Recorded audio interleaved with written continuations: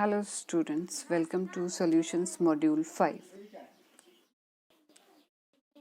In our previous module, we studied Henry's law, which gives a relationship between solubility of a gas in liquid and effect of pressure on it.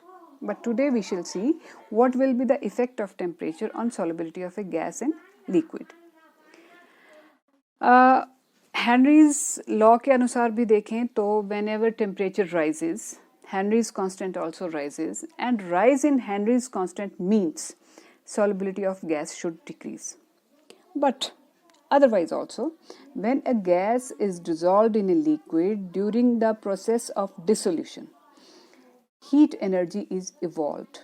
Means dissolution of a gas in liquid is an exothermic process. So according to Le-Chatelier principle, such a process which is accompanied by evolution of heat is always favored by low temperature. ये ली-चैटलियर principal से हमें पहले ही मालूम है.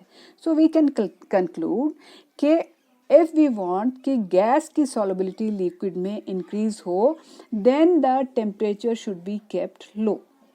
Because if the temperature rises, the solubility will decrease. So finally we can conclude that solubility of a gas in liquid increases at low temperature, but the pressure of gas above the surface of liquid, if it is kept high, then the solubility is high, yes, solubility increases. Okay, then we come to the next topic, that is vapor pressure of liquid solutions. Liquid solutions की बात करने से पहले हम इसकी pure liquid के vapour pressure को ज़रा देख लेते हैं, रिवाइज कर लेते हैं इस कंसेप्ट को कि होता क्या है.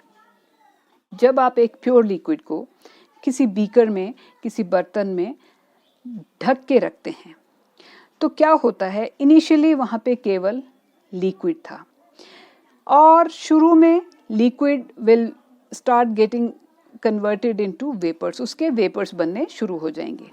धीरे धीरे जब यहाँ पे वेपर्स की संख्या बढ़ जाएगी क्योंकि ढक्कन लगा हुआ है, सो जब when the concentration of vapours become sufficiently large, तो क्या होता है, depending upon temperature and other conditions also, तो क्या होगा कि उस वक्त एक और प्रोसेस साथ में शुरू हो जाएगा कि जैसे 2 या 3 वेपर्स बने तो वैसे ही 2 या 3 वेपर्स वापस लिक्विड में कन्वर्ट होने शुरू हो जाएंगे, यानी कि कंडेंसेशन का प्रोसेस शुरू हो जाएगा.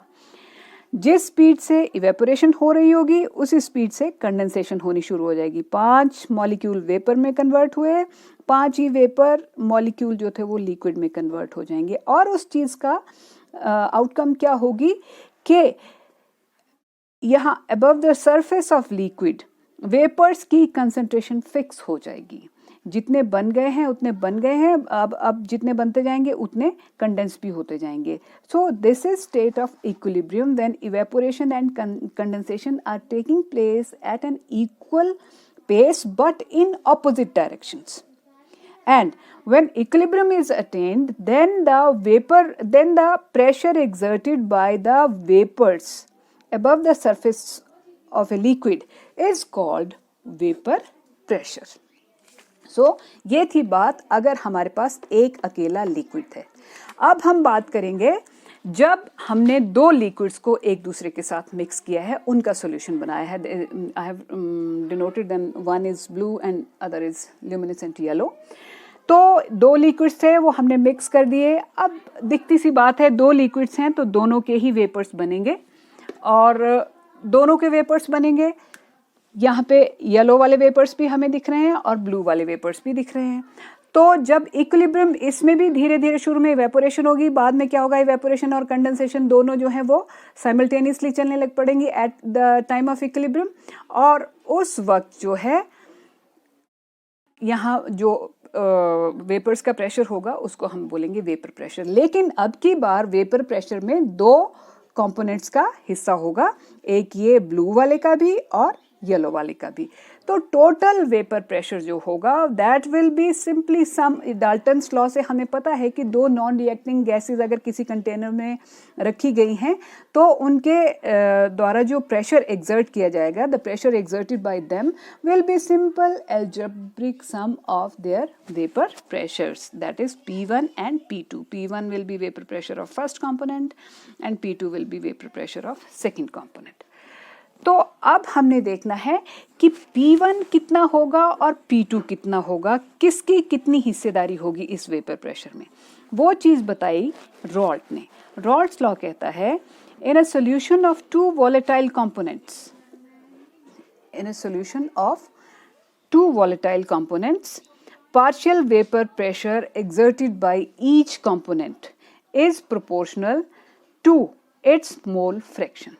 मतलब फर्स्ट कंपोनेंट का जो वेपर प्रेशर आएगा that will be proportional to its mole fraction which is x1. हमने यहाँ पे दो कंपोनेंट्स लिए थे, एक का मोल फ्रैक्शन x1 था और दूसरे का मोल फ्रैक्शन x2 था. तो रॉल्ट ने बताया कि P1 जो प्रेशर है, this P1 will be proportional to x1. x1 क्या है? फर्स्ट कंपोनेंट का मोल फ्रैक्शन इज सॉल्यूशन में. And P1 will be equal to P1 naught into x1. Now what is this P1 naught? P1 naught है जैसे कि हमने pure liquid में, ये प्योर लिक्विड वाला एग्जांपल लिया था, तो जो प्योर लिक्विड का प्रेशर होता है उसको हम बोल देते हैं P नॉट, उसको हम बोलते हैं P नॉट. तो उसी तरह अगर फर्स्ट लिक्विड इस सॉल्यूशन में सेकंड ना मिक्स किया होता, अकेला एक ही कंपोनेंट होता, तो उसका जो वेपर प्रेशर होना था उसको हमने कहना था P1 नॉट. तो आफ्टर मिक्सिंग फर्स्ट कंपोनेंट का वेपर प्रेशर जो था वो P1 नॉट नहीं रहेगा, वो क्या हो जाएगा P1 not multiplied by x1. Solution में इसकी वैल्यू ये आ जाएगी. तो this will give us P1. Same way P2 will be proportional. P2 क्या है?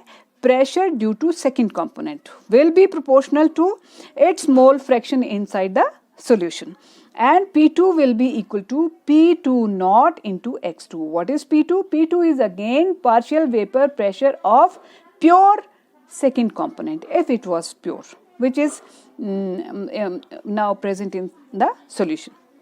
So हमें P1 की वैल्यू P1 नॉट, और ये प्रोपोर्शनैलिटी हमें किसने बताई? रॉल्ट ने बताई कि P1 कितना होगा, it will depend upon the mole fraction of first component. P2 कितना होगा, सेकंड कंपोनेंट का मोल फ्रैक्शन यहाँ पे सॉल्यूशन में कितना है उतना ही, उसी हिसाब से इसके ऊपर वेपर्स भी पाए जाएंगे. सो यहाँ से हमारे पास अब P टोटल की वैल्यू आ गई है P1 plus P2 which is again equal to P1 naught x1 into P2 की जगह हम क्या रख देंगे P2 नॉट इंटू x2. और हमें मोल फ्रैक्शन की इक्वेशन याद है कि जब दो कंपोनेंट्स हैं तो उन दोनों के मोल फ्रैक्शंस अगर ऐड कर दें then it comes out to be 1. तो x1 plus x2 is equal to 1. That means x1 will be equal to 1 minus x2. So therefore we can say P total will be equal to P1. यहाँ x1 की जगह हम क्या रख दे रहे हैं 1 minus x2. यहाँ पे x1 की वैल्यू रख दी हमने 1 minus x2, P2 into x, P2 not into x2. Now this comes out to be P1 naught x2 into P1 naught minus का sign plus P2 naught into x2. ये इस equation को अगर हम आगे सॉल्व कर देंगे तो ये आ जाएगा P total is equal to P1 naught plus x2 into, यहाँ पे हमने x2 कॉमन ले लिया तो हमारे पास रह गया P2 naught minus P1 naught. So this is final equation. अब P1 naught क्या है? Partial vapor pressure of first component if it was pure, मतलब independently अगर लिया होता. Same way P2 भी उसी तरह है, अगर अकेला P2 लिया हो, pure P2 का जो vapor pressure होगा that will be P2 naught. तो ये हमारे पास equation आ गई. रॉल्ट्स लॉ से हमने ये डिराइव की. अब दोनों ही क्योंकि वोलेटाइल हैं तो ग्राफिकली अगर हम इस सिचुएशन को देखना चाहते हैं तो ग्राफ जो है वो इस तरह से आएगा. अब इस ग्राफ में क्या है, इस ग्राफ में 3 लाइन्स हैं. एक ये है जिसको मैं यहाँ पे अलग से, सिर्फ दिस पार्ट, ये फर्स्ट लाइन है, इसको मैं यहाँ पे फर्स्ट लाइन, इस लाइन को अब मैं यहाँ पे ड्रॉ करके बता रही हूँ। इसका मतलब ये है, we took a beaker in which we took first component, हमने सिर्फ पहला लिक्विड जो था वो इस बीकर में डाल और इसको कवर कर दिया। तो जब अकेला फर्स्ट कंपोनेंट था इसमें, तो जो भी ऊपर प्रेशर होगा उसको हम बोलेंगे P1 नॉट। तो ये वो स्थिति है when only one is present. Only one is present इसका मतलब x1 की वैल्यू कितनी है, 1 है। केवल एक ही कंपोनेंट प्रेजेंट है तो उसका मोल फ्रैक्शन कितना होता है, 1 होता है, अकेला वही है। When x1 is 1 then the pressure will be P1 naught. जब अकेला ही एक ही कंपोनेंट है तो उसके प्रेशर को हम P1 नॉट कहते हैं। लेकिन अब इसी बीकर में इमेजिन कीजिए कि हम थोड़ा थोड़ा सेकंड वाला कंपोनेंट, येलो वाला कंपोनेंट जो है वो ऐड करने लग पड़े हैं।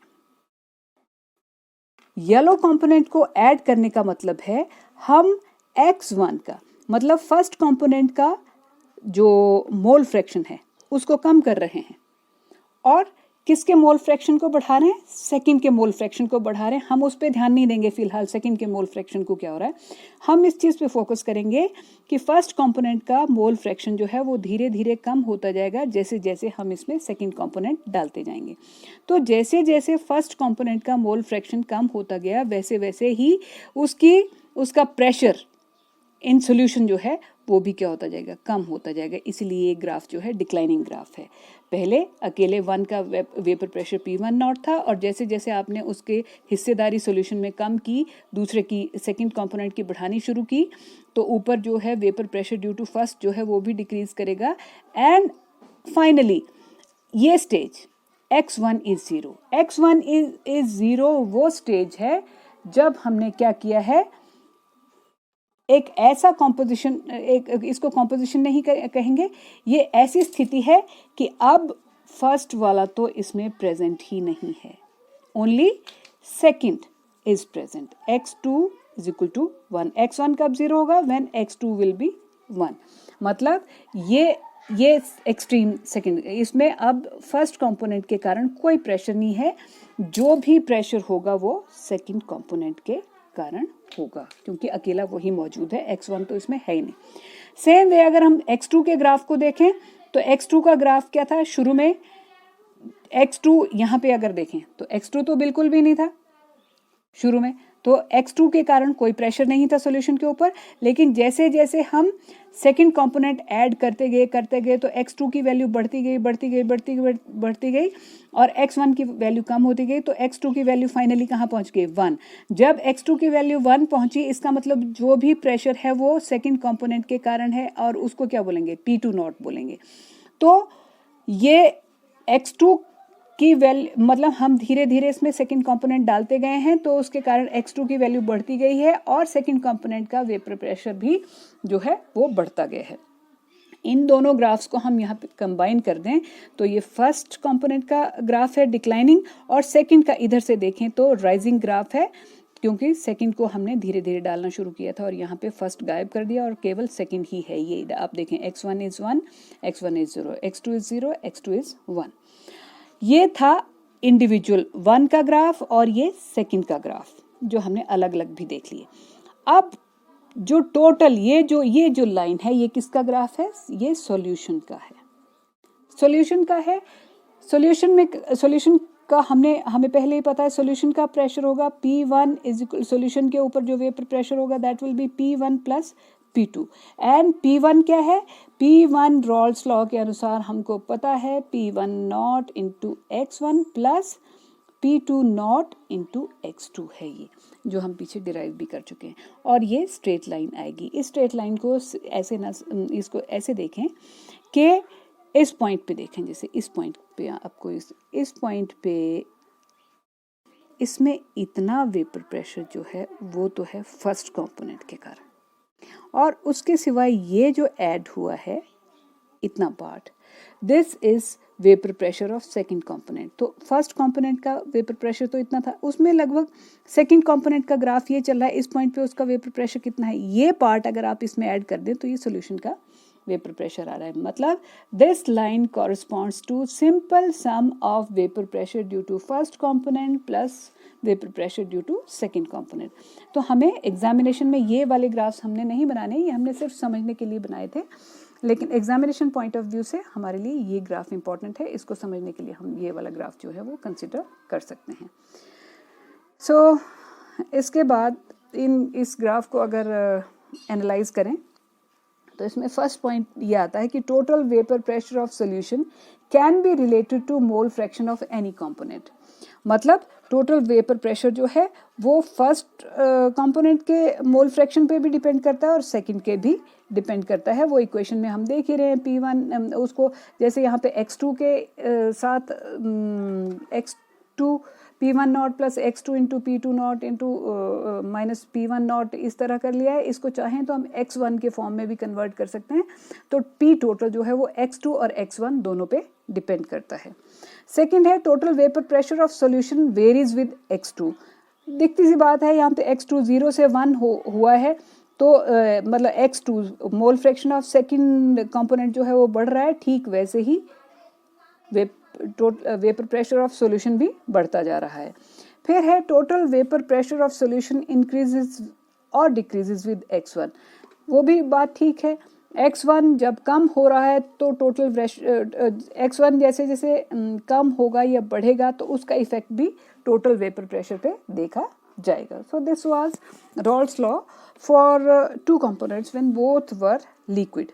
और डाल्टन्स लॉ के अनुसार अगर y1 और y2 are the mole fractions of 1 and 2 in vapour phase, मतलब ये जो वेपर्स बने हैं यहाँ पे y1 is mole fraction of first component vapours में and y2 is mole fraction of second component, then according to Dalton's law P1 means pressure of first component in vapors and P2 is pressure of second component in vapor, pressure of second component.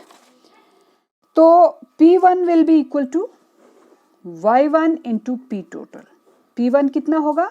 Total pressure multiplied by mole fraction of first component in vapor phase. ये vapour phase का mole fraction है।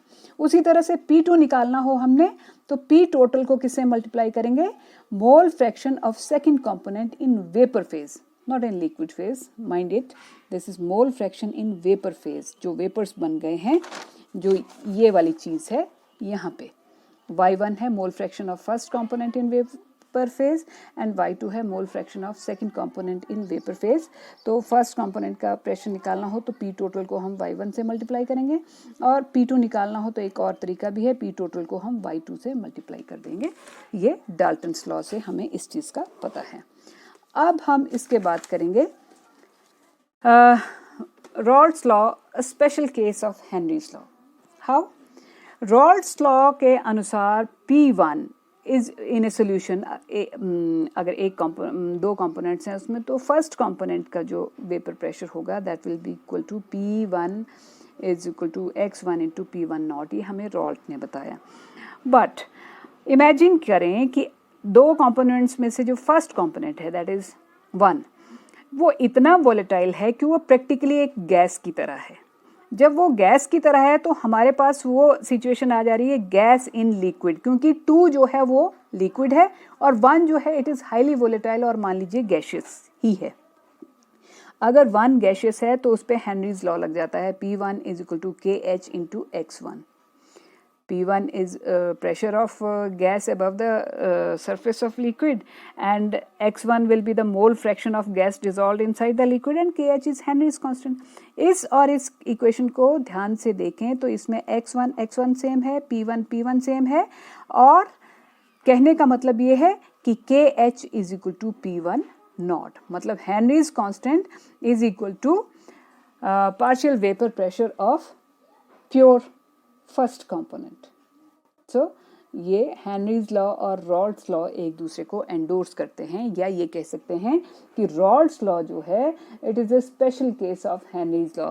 Henry's law में हमने solubility of A gas in liquid study कर रहे थे, और Raoult's law में तो ये वाला जो है फिलहाल हम दो लिक्विड्स ही कंसिडर कर रहे हैं, लेकिन ये एक दूसरे को एंडोर्स करते हैं।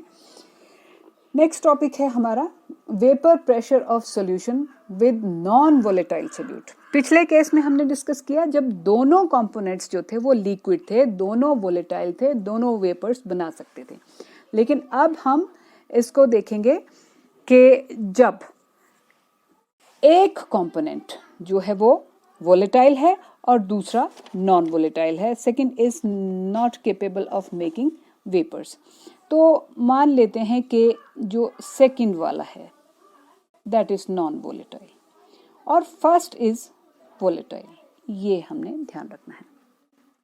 चलिए देखें, जब या ये एक अदरवाइज भी क्वेश्चन पूछा जाता है कि why the vapour pressure of liquid is reduced on adding a non volatile solute to it. इस चीज को इस तरह से क्वेश्चन के भी पूछा जाता है एग्जामिनेशन में कि why vapour pressure of liquid is reduced on adding a non volatile solute to it. Let us see what happens.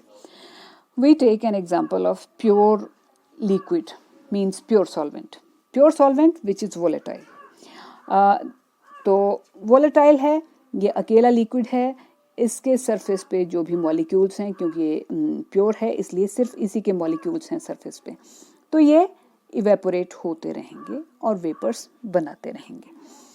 अब हमने क्या किया, इस प्योर वोलेटाइल कंपोनेंट में, जिसको हम सॉल्वेंट कह सकते हैं, फर्स्ट वाला जो है, उसमें हमने एक सोल्यूट डाल दिया, मान लो शुगर डाल दी या सॉल्ट डाल दिया, और वो येलो से हमने जो है वो शुगर या salt what ever you may consider वो डाल दिया।